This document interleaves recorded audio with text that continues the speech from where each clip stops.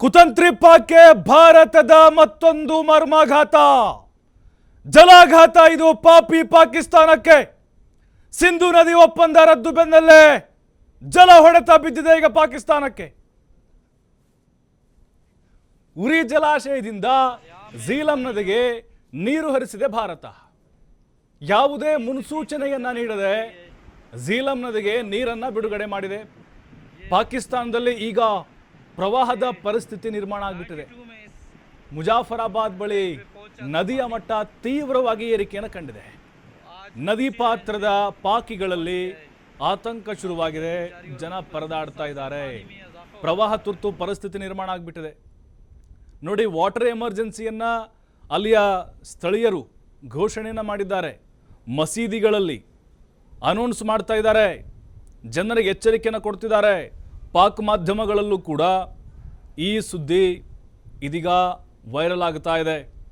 ಪಾಕಿಸ್ತಾನಿಗಳು ಕೂಡ ಇದನ್ನು ಹಾಕ್ಕೊಳ್ತಾ ಇದ್ದಾರೆ ನೋಡಿ ಭಾರತ ನಮಗೆ ಪ್ರವಾಹವನ್ನು ಸೃಷ್ಟಿ ಮಾಡ್ತಿದೆ ಅಂಥೇಳಿ ನೋಡ್ತಾ ಇದ್ದೀವಿ ಝೀಲಂ ನದಿ ಎಷ್ಟು ಪ್ರಮಾಣದಲ್ಲಿ ನೀರು ಹರಿತಾ ಇದೆ ಅಂಥೇಳಿ ನೋಡಿ ಇಷ್ಟು ನೀರು ಇರಲಿಲ್ಲ ಇದು ಆರಂಭದಲ್ಲಿ ಈಗ ಭಾರತ ಏಕಾಏಕಿ ಯಾವುದೇ ಅವಕಾಶವನ್ನು ನೀಡದೆ ಅಥವಾ ಅವ್ರಿಗೆ ಮಾಹಿತಿಯನ್ನು ಕೊಡದೆ ಬಹಳ ದೊಡ್ಡ ಮಟ್ಟದಲ್ಲಿ ನೀರನ್ನು ಬಿಡುಗಡೆ ಮಾಡಿದೆ ಅಂದರೆ ರಾಜತಾಂತ್ರಿಕ ಹೊಡೆತ ಆಲ್ರೆಡಿ ಕೊಟ್ಟಾಗಿದೆ ಇದು ಜಲಾಘಾತ ನೀರಿನ ಮೂಲಕ ಪ್ರವಾಹದ ಮೂಲಕ ಪಾಕಿಸ್ತಾನಿಗಳಿಗೆ ಇದೊಂದು ರೀತಿ ಎಚ್ಚರಿಕೆಯನ್ನು ಕೊಡ್ತಾ ಹೋಗ್ತಾ ಇದೆ ಈಗಾಗಲೇ ನಾವು ನೋಡಿದ್ವಿ ಒಪ್ಪಂದ ಏನಾಗಿತ್ತು ಸಿಂಧು ನದಿ ಒಪ್ಪಂದ ಅದಕ್ಕೆ ಸಂಬಂಧಪಟ್ಟಂಗೆ ಭಾರತದಿಂದ ಪಾಕಿಸ್ತಾನಕ್ಕೆ ನೀರು ಹರಿಸಲ್ಲ ಅನ್ನುವಂಥದ್ದು ಘೋಷಣೆಯನ್ನು ಮಾಡಿತ್ತು ಆದರೆ ಈಗ ನೋಡ್ತಾ ಇದ್ದರೆ ತಂತ್ರಗಾರಿಕೆ ಇದರ ಹಿಂದೆ ಕಾಣಿಸ್ತಾ ಇದೆ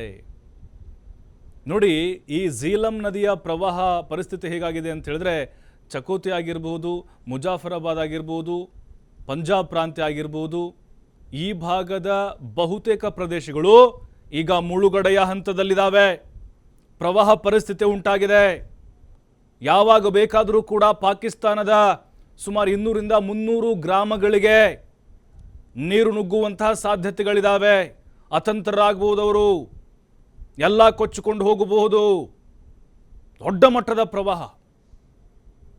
ಯಾವತ್ತೂ ಕೂಡ ಇಂತಹ ನೀರನ್ನು ಪಾಕಿಸ್ತಾನಿಗಳು ಕಂಡಿರಲಿಲ್ಲ ಡ್ಯಾಮ್ ಏನು ಅಡ್ಡಲಾಗಿ ಕಟ್ಟಲಾಗಿತ್ತು ಅದು ಶೇಖರಣೆ ಆಗಿತ್ತು ಈ ಹಿಂದೆ ಒಪ್ಪಂದದ ಪ್ರಕಾರ ಕೆಲವೊಂದಿಷ್ಟು ಮಾಹಿತಿನ ಅಲ್ಲಿನ ಅಧಿಕಾರಿಗಳಿಗೆ ಪಾಕ್ ಅಧಿಕಾರಿಗಳಿಗೆ ಕೊಟ್ಟು ನೀರನ್ನು ಬಿಡ್ತಾ ಇದ್ರು ಒಪ್ಪಂದದ ಪ್ರಕಾರವಾಗಿ ಈಗ ಒಪ್ಪಂದ ಕೂಡ ರದ್ದಾಗಿರೋದ್ರಿಂದಾಗಿ ಝೀಲಂ ನದಿಯ